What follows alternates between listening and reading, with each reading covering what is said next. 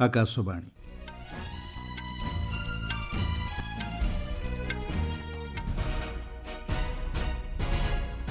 संवाद पढ़ुछंती सत्यव्रत बेहुरा।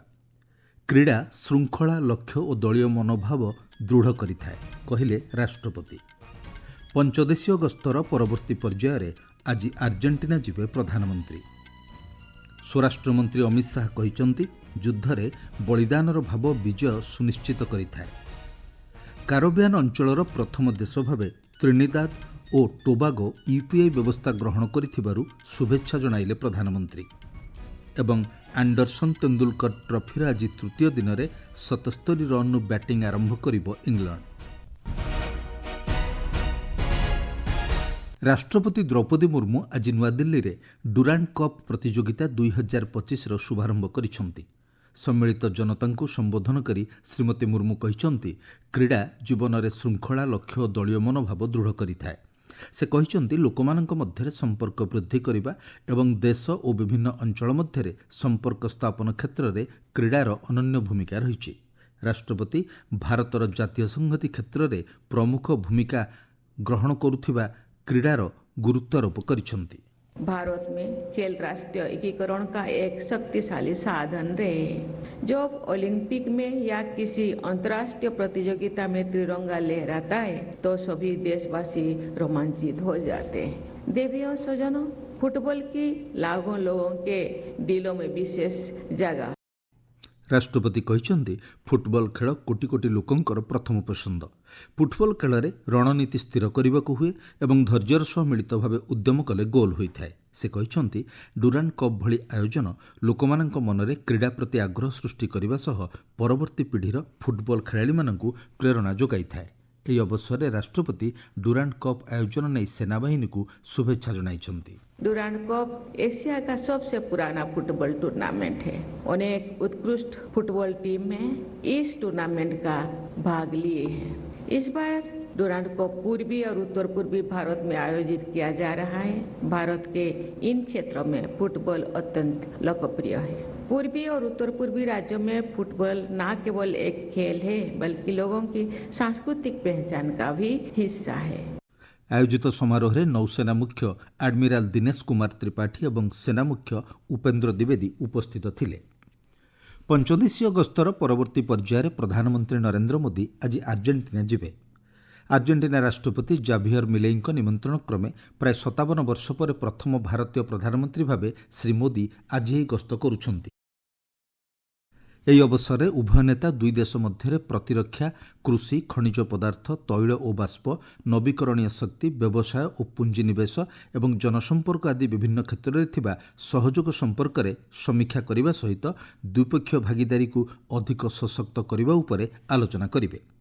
ସପ୍ତଦଶ ବ୍ରିକ୍ସ ସମ୍ମିଳନୀରେ ଯୋଗଦେବା ଲାଗି ପ୍ରଧାନମନ୍ତ୍ରୀ ଆସନ୍ତାକାଲି ବ୍ରାଜିଲରେ ପହଞ୍ଚିବେ। ବ୍ରାଜିଲର ରିଓ ଡି ଜେନେରିଓଠାରେ ଏହି ସମ୍ମିଳନୀ ଅନୁଷ୍ଠିତ ହେବ। ଗସ୍ତର ଶେଷ ପର୍ଯ୍ୟାୟରେ ଶ୍ରୀ ମୋଦି ଜୁଲାଇ 9 ତାରିଖରେ ନାମ୍ବିଆ ଗସ୍ତରେ ଯିବେ। ଏହା ହେଉଛି ପ୍ରଧାନମନ୍ତ୍ରୀଙ୍କ ପ୍ରଥମ ନାମ୍ବିଆ ଗସ୍ତ।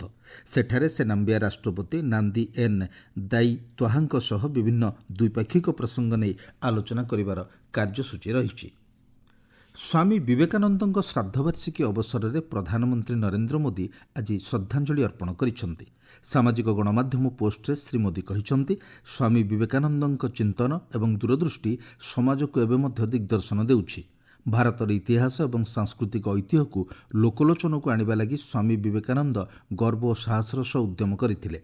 प्रधानमंत्री कहिसंती सेवा और दयार पथरे अग्रसर हेबा लागि सबुबेले स्वामी विवेकानंद गुरुत्व प्रदान करुथिले। स्वराष्ट्रमंत्री अमित शाह आज पुणे रे दुर्दश योद्धा तथा महान राष्ट्रभक्त बाजीराव पेशवा प्रथमଙ୍କ प्रतिमूर्ति उन्मोचन करिसंती। ଏହି ଅବସରରେ ଶ୍ରୀ ଶାହା ବର୍ତ୍ତମାନର ଏନ୍ଡିଏ ସରକାରଙ୍କ ସମୟରେ ସେନାର ପ୍ରସ୍ତୁତି ଓ ବାଜିରାव पेशवा ପ୍ରଥମଙ୍କ ସମୟରେ ଯୁଦ୍ଧକଳା ମଧ୍ୟରେ ଏକ ତୁଳନାତ୍ମକ ଚିତ୍ର ପ୍ରଦାନ କରିଛନ୍ତି। ଶ୍ରୀ ଶାହା କହିଛନ୍ତି ଯୁଦ୍ଧର କେତେକ ମୌଳିକ ନିୟମ ସବୁବେଳେ ସମାନ ରହିଥାଏ। ଯୁଦ୍ଧରେ ବ୍ୟୁହ ରଚନାର ମହତ୍ତ୍ୱ, ଯୁଦ୍ଧରେ ସମର୍ପଣ ଭାବ, ଦେଶଭକ୍ତିର ଭାବ ଏବଂ ସବୁଠାରୁ ବଡ଼ କଥା ହେଉଛି ଯୁଦ୍ଧରେ ବଳିଦାନର ଭାବ ହିଁ ବିଜୟ ଆଣି ଦେଇଥାଏ ବୋଲି ସେ କହିଛନ୍ତି।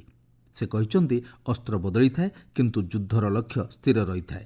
500 ବର୍ଷର ଭାରତୀୟ ଇତିହାସରେ ଯଦି କେହି ସେଭଳି ଯୋଦ୍ଧା ଥାଆନ୍ତି ସେ ହେଉଛନ୍ତି ଶ୍ରୀମନ୍ତ ବାଜିରାव पेशवा ବୋଲି ଶ୍ରୀ ଶାହା କହିଛନ୍ତି।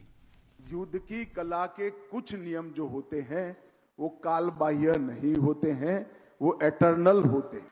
युद्ध में व्यूह रचना का महत्व, युद्ध में त्वरा का महत्व, युद्ध में समर्पण का भाव, युद्ध में देशभक्ति का भाव और सबसे बड़ी बात युद्ध में बलिदान का भाव, वही सेनाओं को विजय दिलाता है।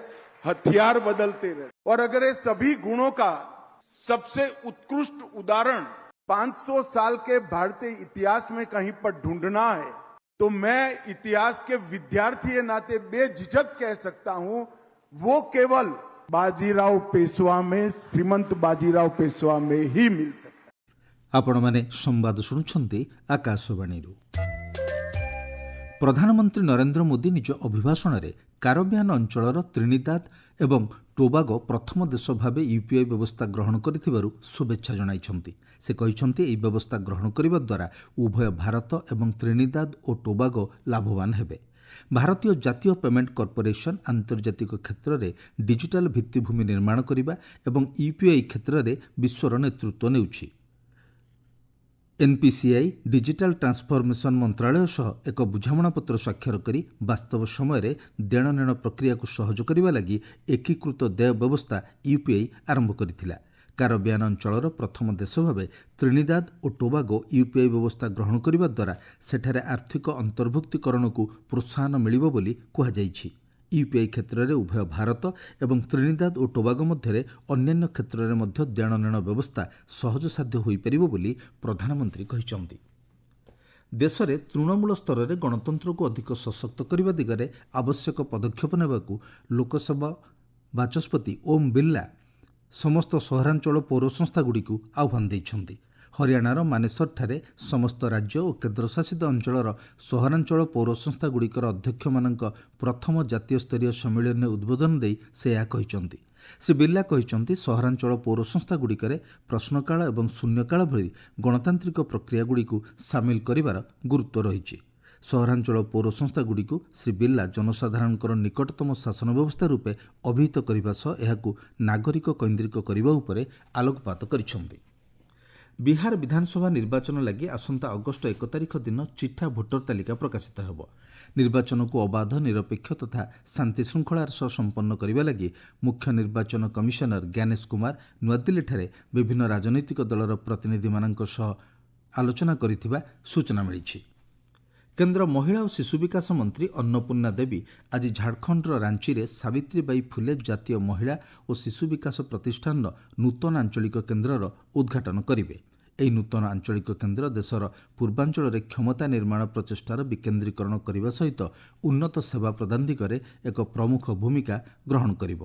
ମହିଳା ଓ ଶିଶୁ ବିକାଶ ମନ୍ତ୍ରଣାଳୟ ଏହି କେନ୍ଦ୍ରରେ ମିଶନ ଶକ୍ତି, ମିଶନ ବାତ୍ସଲ୍ୟ, ମିଶନ ସକ୍ଷମ, ଅଙ୍ଗନବାଡ଼ି ଓ ପୋଷଣ 2.0 ଲାଗି ତାଲିମ ଏବଂ ଗବେଷଣା କାର୍ଯ୍ୟ ଉପରେ ଗୁରୁତ୍ୱ ଦିଆଯିବ ବୋଲି କହିଛି। ଓଡ଼ିଶା, ପଶ୍ଚିମବଙ୍ଗ, ବିହାର ଓ ଝାଡ଼ଖଣ୍ଡ ଉପରେ ଏହି କେନ୍ଦ୍ର ବିଶେଷ ଧ୍ୟାନ ଦେଇ କାର୍ଯ୍ୟ କରିବ ବୋଲି ଜଣାପଡ଼ିଛି। ବର୍ମିଂହାମ୍ର ଏଜବାଷ୍ଟନ୍ଠାରେ ଚାଲିଥିବା ଆଣ୍ଡରସନ୍ ତେନ୍ଦୁଲକର ଟ୍ରଫିର ଆଜି ତୃତୀୟ ଦିନରେ ଇଂଲଣ୍ଡ 77 ରନ୍ରୁ ବ୍ୟାଟିଂ ଆରମ୍ଭ କରିବ। ଗତକାଲି ଦ୍ୱିତୀୟ ଟେଷ୍ଟର ଦ୍ୱିତୀୟ ଦିନରେ ଭାରତର ଅଧିନାୟକ ସୁମନ ଗିଲ୍ 2 ଶତକ ହାସଲ କରିଥିଲେ। ଇଂଲଣ୍ଡ ବିପକ୍ଷରେ ଏହି ସଫଳତା ହାସଲ କରିବା କ୍ଷେତ୍ରରେ ସେ ହେଉଛନ୍ତି ପ୍ରଥମ ଭାରତୀୟ ତଥା ଏସୀୟ ଦଳର ଅଧିନାୟକ। ସୁମନଙ୍କର 269 ରନ୍ ସହାୟତାରେ ଭାରତ ପ୍ରଥମ ଇନିଂସରେ ମୋଟ 587 ରନ୍ କରିବାରେ ସକ୍ଷମ ହୋଇଥିଲା। ଏହି 5 ମ୍ୟାଚ୍ ବିଶିଷ୍ଟ ଟେଷ୍ଟ ସିରିଜ୍ର ପ୍ରଥମ ମ୍ୟାଚ୍ରେ ଇଂଲଣ୍ଡ 5 ୱିକେଟ୍ରେ ବିଜୟ ହାସଲ କରି 1-0 ଅଗ୍ରଣୀ ରହିଛି। କେନିଂଟନ୍ ଓଭାଲ୍ରେ ଆଜି ସନ୍ଧ୍ୟାରେ ଭାରତ ଏବଂ ଇଂଲଣ୍ଡ ମଧ୍ୟରେ ତୃତୀୟ ମହିଳା T20 ମ୍ୟାଚ୍ ଅନୁଷ୍ଠିତ ହେବ।